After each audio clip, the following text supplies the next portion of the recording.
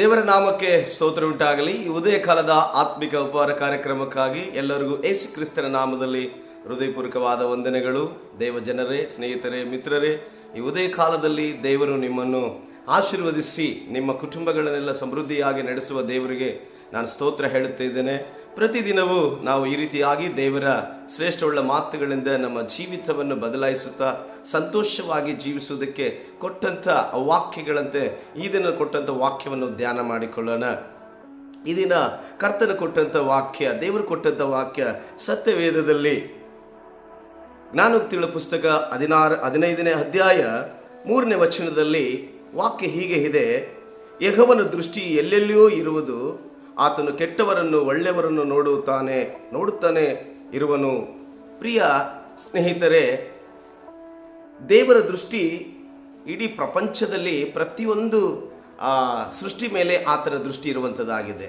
ಆ ಕಾರಣದಿಂದ ಇವತ್ತು ಪ್ರತಿ ಮನುಷ್ಯ ನನ್ನನ್ನು ಯಾರು ನೋಡ್ತಾ ಇಲ್ಲ, ನಾನು ಏನು ಮಾಡಿದ್ರೂ ಯಾರು ನನ್ನನ್ನು ನೋಡ್ತಾ ಇಲ್ಲ ಅನ್ನೋ ರೀತಿಯಲ್ಲಿ ಇವತ್ತು ಪ್ರತಿ ಮನುಷ್ಯನು ಜೀವಿಸ್ತಾ ಇದ್ದಾನೆ. ಆದರೆ ಎಲ್ಲರನ್ನು ನೋಡುವುದಕ್ಕೆ ದೇವರು ತನ್ನ ದೃಷ್ಟಿ ಇಟ್ಟು ಪ್ರತಿಯೊಂದು ಕಾರ್ಯಗಳನ್ನು ಸೂಕ್ಷ್ಮವಾಗಿ ನೋಡುವಂತನಾಗಿದ್ದಾನೆ. ಆ ಕಾರಣದಿಂದ ಪ್ರಿಯ ಸ್ನೇಹಿತರೆ, ಆತ್ಮೀಯರೇ, ಈ ಉದಯ ಕಾಲದಲ್ಲಿ ದೇವರು ಹೇಳುವಂಥ ವಿಷಯವೇನೆಂದರೆ, ನನ್ನ ದೃಷ್ಟಿ ಕೆಟ್ಟವರ ಮೇಲೆಯೋ ಒಳ್ಳೆಯವರ ಮೇಲೆಯೋ ನನ್ನ ದೃಷ್ಟಿ ಇರುವಂಥದ್ದಾಗಿದೆ.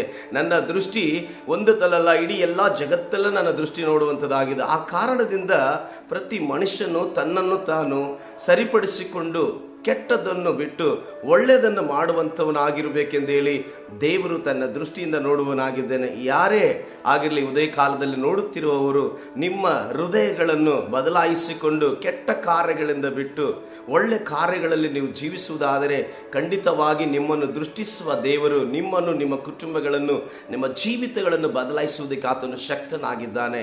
ಆ ಕಾರಣದಿಂದ ಪ್ರಿಯ ಸ್ನೇಹಿತರೆ, ಈ ಉದಯ ಕಾಲದಲ್ಲಿ ದೇವರು ಹೇಳುತ್ತಿರುವ ಮಾತು, ಯೆಹೋವನ ದೃಷ್ಟಿ ಎಲ್ಲೆಲ್ಲೋ ಇರುವುದು, ಆತನು ಕೆಟ್ಟವರನ್ನು ಒಳ್ಳೆಯವರನ್ನು ನೋಡುತ್ತಲೇ ಇರುವನು ಎಂಬುದಾಗಿ. ಆ ಕಾರಣದಿಂದ ನನ್ನನ್ನೊಬ್ಬ ದೇವರು ನೋಡ್ತಾ ಇದ್ದಾನೆ, ನನ್ನ ಕಾರ್ಯಗಳೊಬ್ಬ ದೇವರು ನೋಡ್ತಿದ್ದಾನೆ, ನಾನು ಮಾಡುವ ಎಲ್ಲ ಕಾರ್ಯಗಳನ್ನು ಸೂಕ್ಷ್ಮದಿಂದ ದೇವರು ನೋಡ್ತಿದ್ದಾನೆ. ಆ ಕಾರಣದಿಂದ ನಾನು ಪಾಪದಲ್ಲಿದ್ದೇನೋ ಇಲ್ಲ ನಾನು ಸತ್ಯದಲ್ಲೇ ಇದ್ದೇನೆ ಎಂಬುದಾಗಿ ನಾವು ತಿಳಿದುಕೊಂಡು ದೇವರ ಕಡೆಗೆ ನಾವು ತಿರುಗಿಕೊಂಡು ಒಳ್ಳೆಯ ಕೆಲಸಗಳನ್ನು ಮಾಡುವರಾಗಿ, ನಾವು ಒಳ್ಳೆಯವರಾಗಿ ತಾಯಿಯ ಗರ್ಭದಲ್ಲಿ ಜನಿಸಿದಾಗ ನಾವು ಒಳ್ಳೆತನದಲ್ಲಿ ಇರುವಂಥವರಾಗಿದ್ದು ಈಗ ತಿರುಗಿ ನಾವು ಮರಳಿ ಹೋಗಬೇಕಾದ್ರೆ ಒಳ್ಳೆತನದಿಂದಲೇ ಹೋಗಬೇಕಾಗಿದೆ. ಆ ಕಾರಣದಿಂದ ಪ್ರಿಯ ದೇವ ಜನರೇ, ಸ್ನೇಹಿತರೆ, ದಯಮಾಡಿ ಎಲ್ಲರೂ ಯಾವುದೇ ಕೆಟ್ಟ ಕಾರ್ಯಗಳು ನಮ್ಮಲ್ಲಿ ಇರುವುದಾದರೆ ದಯಮಾಡಿ ಬಿಟ್ಟು ನಾವು ಕರ್ತನ ಒಳ್ಳೆಯ ಕಾರ್ಯಗಳಲ್ಲಿ ನಾವು ಜೀವಿಸುವಂಥವರಾಗಿರೋಣ. ಯಾಕೆಂದರೆ ಕರ್ತನು ಕೆಟ್ಟವರನ್ನು ಒಳ್ಳೆಯವರನ್ನು ಸೂಕ್ಷ್ಮದಿಂದ ನೋಡುವಂಥವನಾಗಿದ್ದಾನೆ. ಆ ಕಾರಣದಿಂದ ದಯಮಾಡಿ ಉದಯ ಕಾಲದಲ್ಲಿ ನೋಡುವ ಪ್ರತಿಯೊಬ್ಬರನ್ನು ಕೂಡ ಕೆಟ್ಟ ಕಾರ್ಯಗಳನ್ನು ಬಿಟ್ಟು ಒಳ್ಳೆ ಕಾರ್ಯಗಳಲ್ಲಿ ನಡಿಬೇಕೆಂಬುದಾಗಿ ಈ ನಿಮ್ಮ ಸ್ನೇಹಿತನು ಹೇಳುವಂಥ ಈ ಮಾತುಗಳನ್ನು ಕೇಳಿ ನೀವು ಆ ಒಳ್ಳೆಯ ಆಶೀರ್ವಾದವನ್ನು ಹೊಂದಿಕೊಳ್ಳಬೇಕೆಂದೇಳಿ ನಾನು ಪ್ರಾರ್ಥಿಸುವನಾಗಿದ್ದೇನೆ. ಪರಲೋಕದಲ್ಲಿರುವ ಒಳ್ಳೆಯ ತಂದೆ, ನಿಮ್ಮ ಶ್ರೇಷ್ಠವುಳ್ಳ ನಾಮಕ್ಕಾಗಿ ಕೋಟಿ ಕೋಟಿ ವಂದನೆಗಳು ಸಲ್ಲಿಸ್ತೀನಿ. ದೇವರೇ, ನಿಮ್ಮ ದೃಷ್ಟಿ ಎಲ್ಲ ಕಡೆ ಸ್ವಾಮಿ, ಕೆಟ್ಟವರು ಒಳ್ಳೆಯವರ ಕಡೆ ಎಲ್ಲರನ್ನು ನೀನು ನೋಡುವಂತನಾಗಿದೆಯಾ. ಆ ಕಾರಣದಿಂದ ಕರ್ತನೆ, ಈ ಉದಯ ಕಾಲದಲ್ಲಿ ಈ ಕಾರ್ಯಕ್ರಮ ನೋಡ್ತಿರುವ ಪ್ರತಿಯೊಬ್ಬರನ್ನು ಸ್ವಾಮಿ, ಯಾವುದೇ ಕೆಟ್ಟ ಕಾರ್ಯಗಳಲ್ಲಿ ನಿನಗೆ ಕರ್ತನೆ ಇಷ್ಟವಿಲ್ಲದ ಕಾರ್ಯಗಳಲ್ಲಿರುವುದಾದರೆ ಅದರಿಂದ ಬಿಡಿಸಿ ಕರ್ತನೆ ನಿನ್ನ ಒಳ್ಳೆ ಕಾರ್ಯಗಳಲ್ಲಿ ನಡೆಸಿ ದೇವ ಪ್ರತಿಯೊಂದು ಕುಟುಂಬಗಳನ್ನು ಆಶೀರ್ವದಿಸಬೇಕೆಂದೇಳಿ ನಾನು ನಿನ್ನ ಪಾದ ಕಡ್ಡ ಬಿದ್ದು ಸ್ತೋತ್ರ ಮಾಡುವನಾಗಿದ್ದೇನೆ. ನೋಡುವ ಪ್ರತಿಯೊಬ್ಬರನ್ನು ಆಶೀರ್ವದಿಸು, ಅವರ ಕುಟುಂಬಗಳನ್ನು ಆಶೀರ್ವದಿಸು. ನೀನೇ ಮಹಿಮಂದು ಯೇಸುವಿನ ನಾಮದಲ್ಲಿ ತಂದೆ, ಆಮೇನ್.